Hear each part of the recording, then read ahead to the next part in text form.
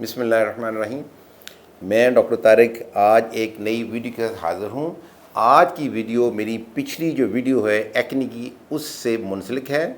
پہلے میں نے ایکنی کی وجوہات بتائی تھیں، پھر اس کا ہارمونل کنیکشن بتایا تھا، اور آج کی ویڈیو میں میں ایکنی کا شوگر سے کنیکشن بتاؤں گا۔ اس میں شامل ہے چینی ہے، میدا کی تمام غذائیں ہیں، نیز وہ غذائیں ہیں جن کا گلائسیمک انڈیکس بہت زیادہ ہوتا ہے۔ جب ایسی غذائیں لی جاتی ہیں تو کھانے کے فوراً بعد، یعنی ہائی گلائسیمک انڈیکس کی جب غذائیں لی جاتی ہیں تو کھانے کے فوراً بعد یہ گلوکوز میں تبدیل ہو جاتی ہیں اور جسم میں انسولین کا لیول بڑھ جاتا ہے۔ انسولین کی بڑھے ہوئے لیول کی وجہ سے جلد میں آئل کی مقدار بڑھ جاتی ہے اور جو فولیکلز کو کلو کر دیتی ہے۔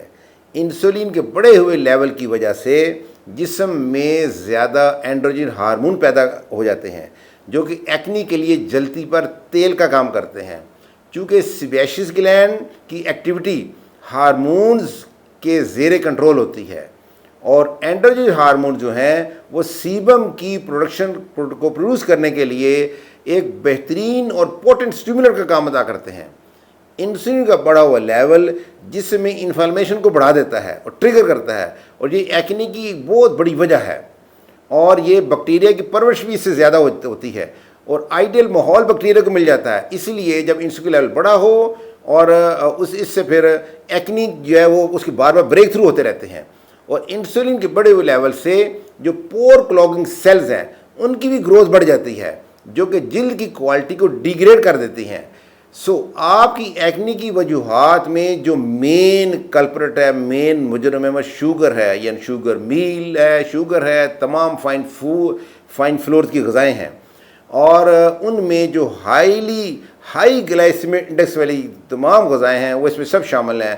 مثلا بیکری کی تمام آئٹم شامل ہیں، میدا اور چینی اس میں شامل ہے، مٹھائی کی دکان کی تمام آئٹم اس میں شامل ہیں، تمام فاسٹ فوڈز ہیں، برگر ہے، شاورما ہے، ڈبل روٹی ہے، نان ہے، تندوری روٹی ہے، تربوز ہے، کھجور ہے، تمام جوسز جو بازاری میسر ہیں، آئس کریم ہے، وائٹ رائس ہے، اور حتیٰ کہ ہول ویٹ جو بریڈ ہے اس کا بھی گلائسیمک انڈیکس 74 ہے، کیونکہ ہائی گلائسیمک انڈیکس فوڈ وہ کھلاتی ہیں جو 70 سے زیادہ جن کا گلائسیمک انڈیکس ہو ان کو ہائی گلائسیمک انڈیکس فوڈز کہتے ہیں، اور آپ کو لسٹ یہ ہر جگہ سے مل جائے گی۔ اور جو بھی ہائی گلائسیمک انڈیکس فوڈز ہیں ان سے اوائڈ کرنا چاہیے۔ وہ جاتے ہی فوراً شوگر کا ہائی کرتے ہیں اور انسولین کا ہائی کرتے ہیں، پھر جو انسولین کا سیکویلی میں نے بتائی ہے وہ سارا نظام چل پڑتا ہے۔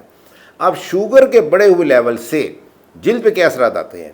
جلد ڈل ہو جاتی ہے، اس کی ٹون جو ہے وہ کم ہو جاتی ہے، جسم پر اور فیس پر جو ہے وہ بال زیادہ اگنے شروع ہو جاتے ہیں، آنکھوں کے نیچے گہرے ہلکے بننے شروع ہو جاتے ہیں، جلد ڈھیلی اور پفی ہو جاتی ہے، گہرے نظر آنے والے رنکلز اور فائن لائن جو وہ بننی شروع ہو جاتی ہیں، جو جلد پر نمایاں آنے شروع ہو جاتی ہیں، اور بڑھاپے کے آثار جلد آنے شروع ہو جاتے ہیں، اور جلد کے جو سیلز ہیں وہ تنزلی کا شکار ہو جاتے ہیں، یعنی ڈیگریڈیشن ہو جاتے ہیں، ڈیگریڈ ہونے شروع ہو جاتے ہیں، جلد کی انفلیمیشن ہو جاتی ہے۔ یہ کس سے ہو رہا ہے؟ گلوکوز لیول ہائی ہونے کی وجہ سے۔ اس میں کوئی شک نہیں کہ آپ شوگر میدا کی جب تمام غذائیں چھوڑ دیں گے، ان کا استعمال کم کر دیں گے اور وہ غذائیں جو ہائی گلائسیمک انڈیکس والی ہیں ان کو چھوڑ دیں گے تو آپ کی جلد صحت مند نظر آئے گی اور آپ بالکل محسوس بھی ہوگی اور آپ کی شخصیت پرکشش بنے گی۔ لہٰذا آپ جو میں نے عرض کیا ہے ہائی گلائسیمک انڈیکس والی غذائیں، شوگر اور میدے کی غذائیں ترک کر دیں۔ تو اپنا بہت خیال رکھیے گا۔ اللہ حافظ۔